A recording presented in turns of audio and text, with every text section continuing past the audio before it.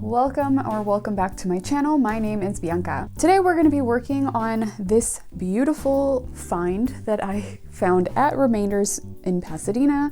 It's a knit sweater or vest shirt top.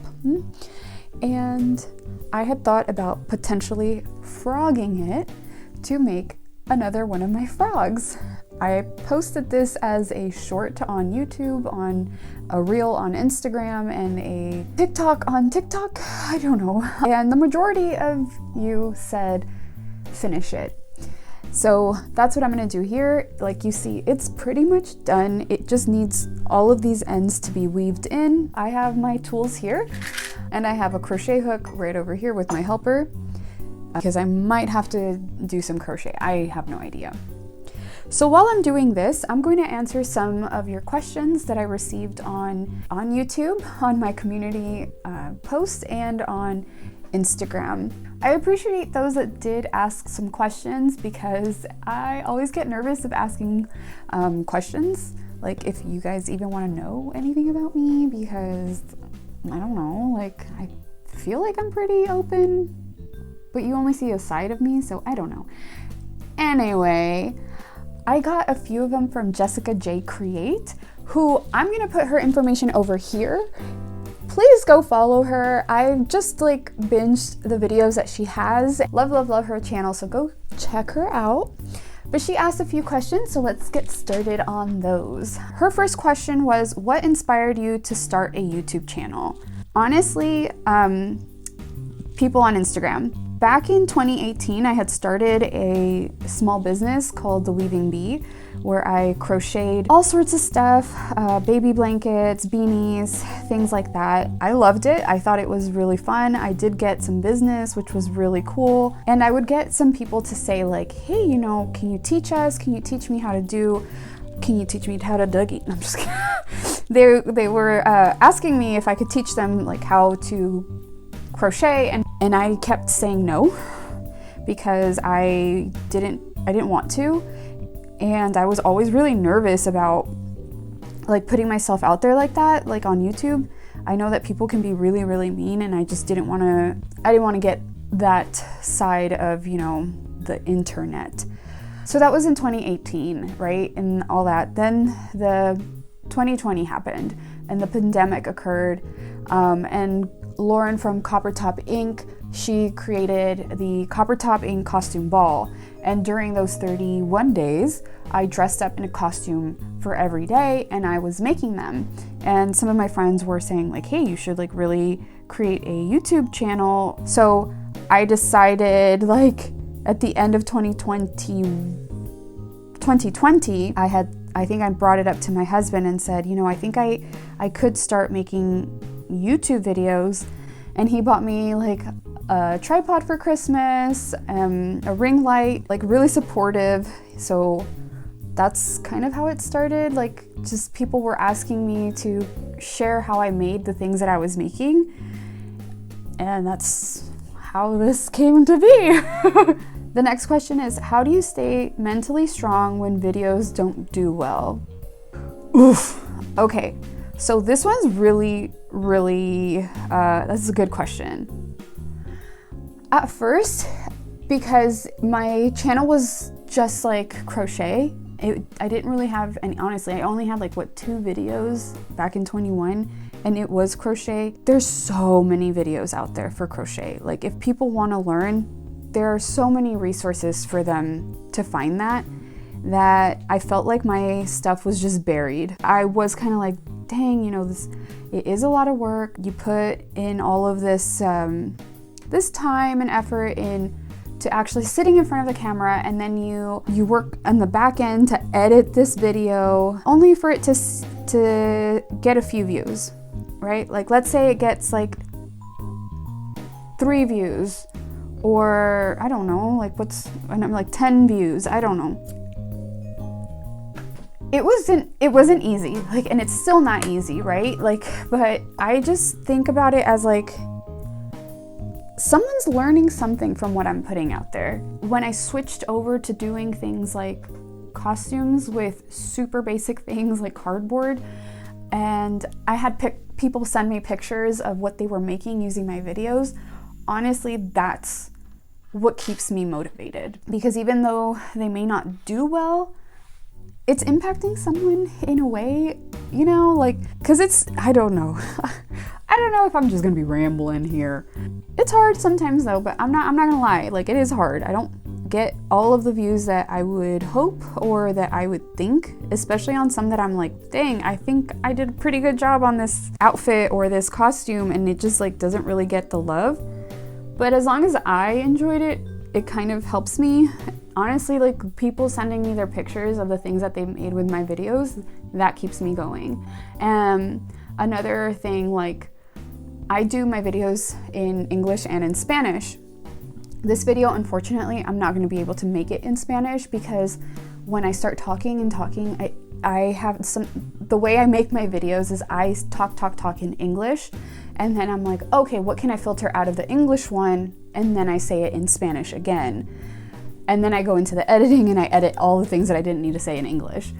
But because this is just like talking, I'm not going to be able to remember everything that I've said in Spanish, and I'm working on this as we go. So anyway, because I make my videos in both languages, like sometimes what's super weird is like one video will do really well in one language and then it won't do well in the other. I don't know, like I don't know what that is, but I've had people being so kind in the comments and say, you know, like you in Spanish, like you helped me make this outfit for my child for their school play, and that really motivates me to continue to make things. But it's a good question. I don't know if I answered it. I hope I did. If you enjoy it, keep doing it, and you inspire people. You're gonna inspire people to do stuff. Like I just think that's really cool, and that's what motivates me, inspiring people. What is your dream project, and what is stopping you from having done it? What is my dream project? I don't know if I have a dream project, to be honest. I had one and I did it. The dandelion.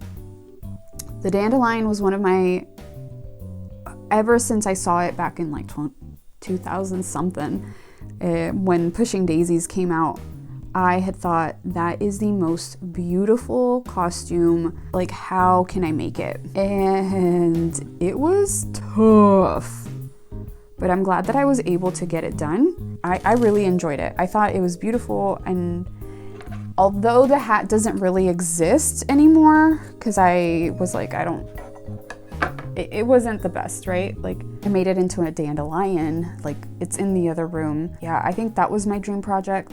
Now I kind of want to make, you know what, you have me thinking like what would be a dream project. So I'm gonna look at my list of things that I didn't do last year and see if there's something in there. Oh yeah.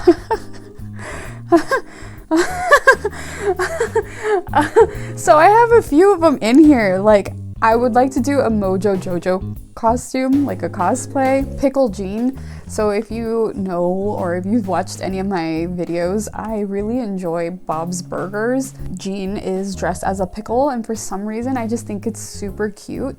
And the reason I haven't done that one is every time that we go to Remainders, we look for this particular fabric, but they don't have it in purple. I think I would really love to make, or to learn how to make like really big headed pieces that stay on. A lot of my big headed pieces, like even with the Poochie dog costume, it like kept falling down, but I don't know, we'll see. Our 10-year wedding anniversary is coming up in December. I know right now it's like what, April, but these years go by really fast. Kind of want to make my dress, and okay. So I still have my wedding dress and it still fits, but I would love to make a gown that's backless. So again, I love showing my back. Still semi-inspired by The Bride, like The Bride of Frankenstein. I absolutely love her, but backless, and then in the backless, do like a spider web that connects the back together. Like, if I can figure out how to do that, I will frame that dress in this room. I'll make a video. I have until December, so I should probably get started on that. And what would stop me from making that? I don't know how to even begin. Like, I have all of these different patterns, so I might just like start pulling things out and practicing, and then try to figure out how to do like beadwork, because I want it to look absolutely beautiful. I'd love it to have crystals if possible, but who's got money for crystals? Girl, come on, calm down. So I don't know, but I think that would be beautiful. What do you think? Should I even try it? Should I really work on that? Probably. That would be beautiful. And the last question that you had, Jessica, was tips for sewing on a budget. My tips are probably those that other people have said. Go to like yard sales and estate sales. Estate sales is the most, honestly. Like, I'll find notions, so like hook and eyes for the back of your dress, buttons, patterns, even fabric I'll find at estate sales sometimes. Like I mentioned in my most recent video with the, well, hopefully it's the recent video because I don't know when I'm going to post this, but the one with the floral set, like my spring sewing, I found these little wonder weights. Ooh. I just found them and they were really inexpensive. It wasn't until I got home I was like, oh man, I didn't even know that these were a thing.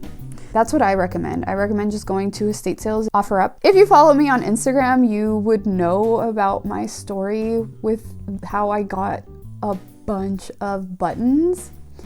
And if you don't, I'm gonna tell you, because I'm one of those people that doesn't like it when you say, if you know, you know. What if I don't know? Then I won't ever know because you won't tell me, you know? I found a post on OfferUp and this lady was like, yeah, I have like all of these buttons and, you know, just come over to her house and, you know, just pick the ones that you like. So I was like, cool, yeah, I'm totally gonna go to this person's house and like from the outside, look at these buttons. We get to talking and I'm there by myself. Okay, my husband I think was at work. So I'm there by myself and I'm like, yeah, you know, talking to her like what my plans are with the buttons, and she's like, all right, like you want to come inside the house and check out these buttons? And I said, okay. So I walked into her house. I walked into a stranger's house.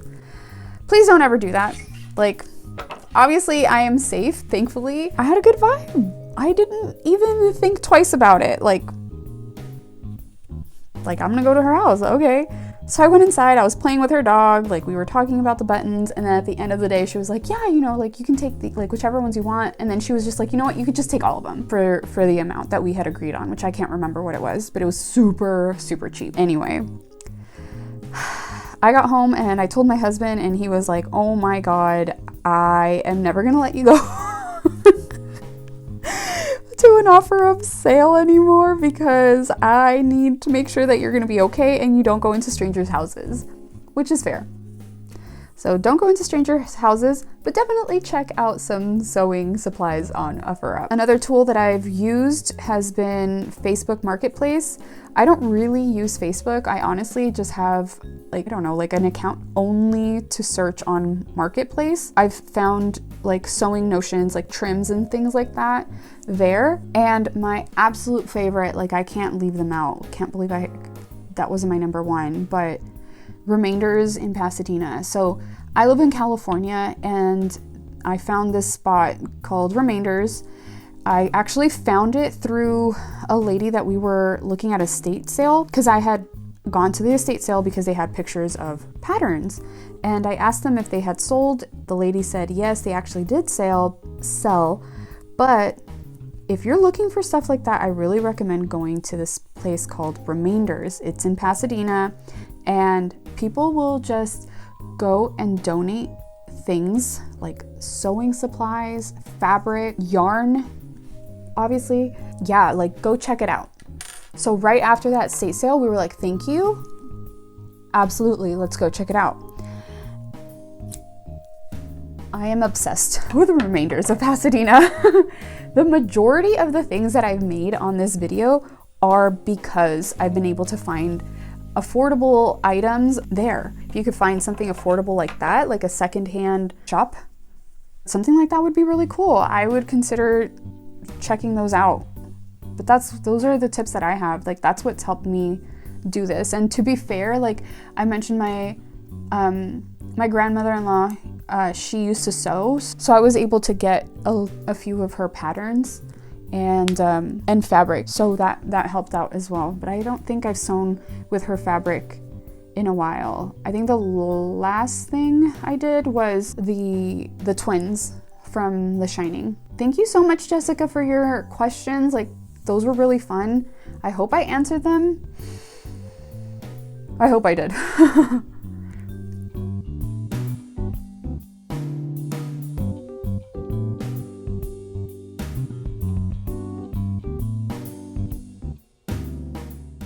As I was doing all of that, I was remembering Jessica's question of like, what's stopping you from having done your dream project? It's time. Time really stops you from getting things done. I do have a full-time job, but time and money sometimes prevent us from doing things.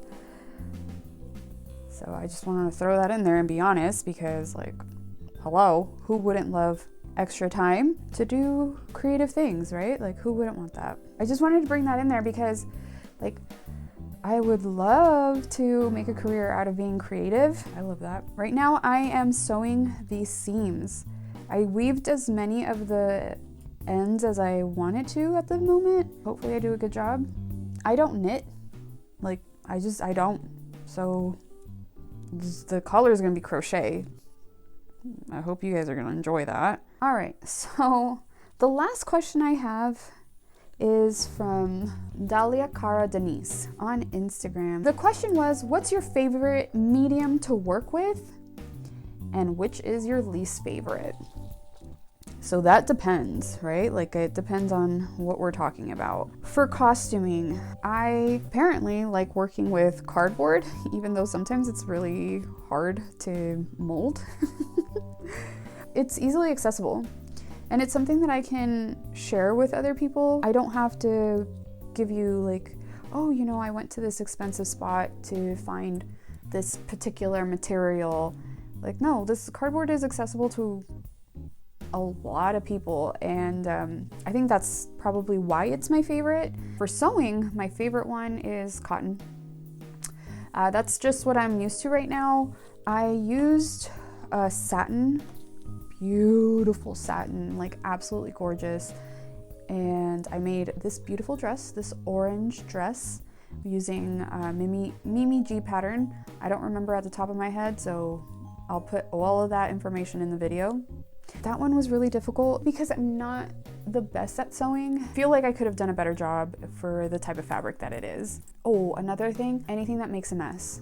So with my Furby costume, that fabric, it's like a fuzzy, furry fabric. I don't like mess. Fabric that's like really messy, I can't do it. So that's for sewing. Crochet, my favorite to work with, again, things that are accessible to other people. My least favorite thing to crochet with, mohair. I don't know what the big thing is with mohair.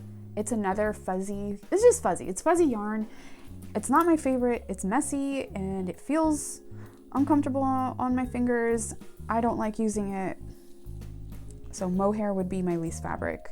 My least favorite in crochet. Did I say what my least favorite one was for costuming? I don't think so. But I mean, it kind of all flows in the same thing because I'll make like big pieces or certain pieces using each one of those skills. So I guess it all flows very well. Cardboard is really cool because it's accessible. I'm just like very self-conscious of my stuff, because I'll look at it and I'll be like, dang, it looks really good. And again, like when I don't get people's validation, which, why the hell? Like, what? Like, I love the things that I make and I should be super proud of them with the items that I have. But then I see like, I compare, and comparison is absolutely terrible. So I need to stop that. So Bianca, don't do that anymore, because everything that you do is your style and it's how you're doing it, and you should be very proud of yourself for that. And I'll think like, maybe I should use a different type of material.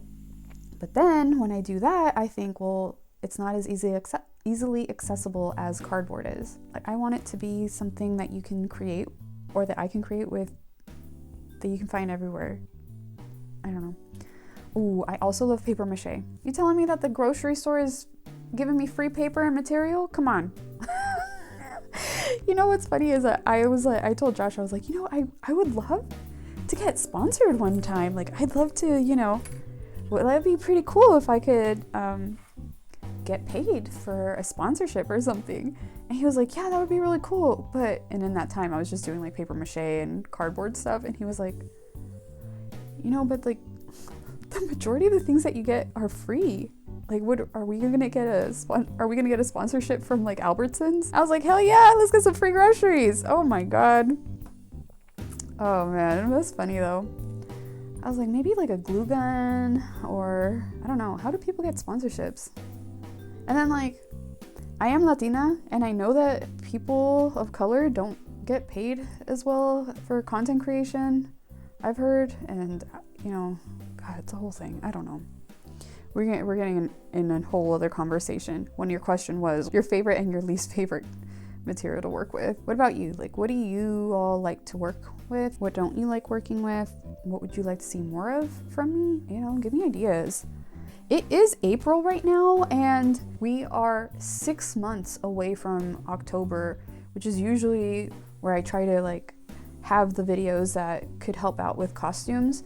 So if you have costume ideas that you're thinking of or that you'd like to see me make, please put them in the comments below. Like, I ask questions and I don't get like that many people responding, which is fine, right? Like, you just have to go with the flow with that stuff. And then when people do respond, it's like something super expensive that I'm like, I can't do it. Like, I have had to tell someone like, I unfortunately can't make this idea that you have put out there. Like, it's just super expensive for me to even do, and I just can't do it. So that sometimes I just like fear asking, because then I feel like, well, you don't even listen, you know? It's like, I do listen. You have good ideas out there. It's just, that's maybe I can't afford it. Do have a Ko-fi account.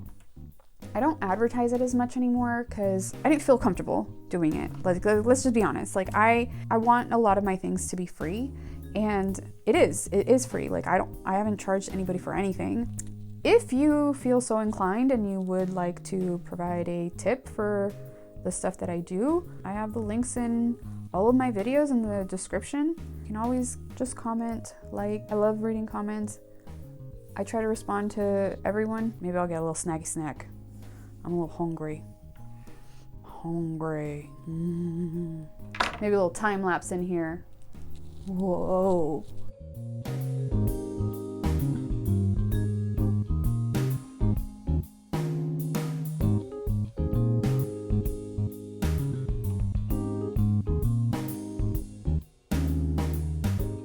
I've completed the side seams and the weaving of the inside. All we have left is this collar. Like I said, I do not know how to knit. So this collar, if anything, is going to be crocheted. And what I'm thinking of doing is just a regular single crochet stitch around the collar and calling it a day. And then after that, we should be able to wear it. So let's see if we can do it. I'm gonna try a 4.25. You probably can't see it as well, but there it is, 4.25. Even though sometimes when I do these, I'm like, how do I even film? Like, if you could see how the ring light is hitting my back, the posture is just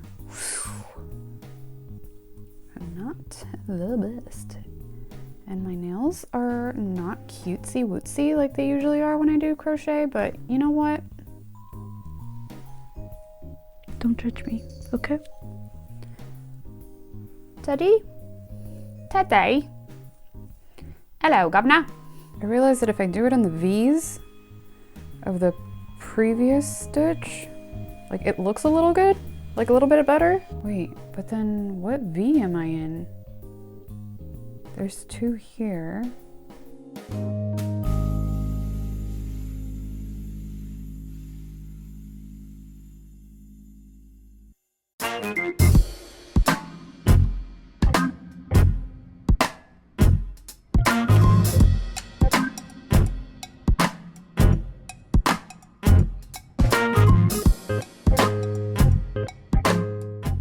So here is the final result. I think it looks really good. I mean, it's a beautiful, beautiful piece. I love how these lines are, like, it's just absolutely gorgeous. Is it something that I'm going to wear? Probably not. I could probably wear this on top of like a turtleneck, especially because it is itchy. Like I'm itching, like it's very, very itchy. And the length is nice, but I like having things that go around my waist. So like, for example, if I wear it with these pants, it kind of feels like it bulges at the bottom because it's thick, it's a sweater. Ooh, and it's itching in my tummy right now. So like, something like this is kind of cute, right? Like even with the khaki or the beige, whatever color these pants are, it looks really cute, but you can see it like bulges because it's a bigger piece. But you know what? Hey, you know, give me a little bulge back there because your girl has got a couple pancakes down there. Otherwise, I mean, it's super cute, but like I said, I think I don't know if I'll wear this ever. I mean, it's kind of cute, right? I would have to wear like a t-shirt over it or something, yeah, because it's like really, really itchy. Ooh, I think I'm gonna take this off. Or let me just do this like really fast. Okay, so I'm gonna do this really fast. I hope that you enjoyed this video, and if you did, please, please, please make sure you give it a like. Nope, I'm gonna take this off because I am itchy.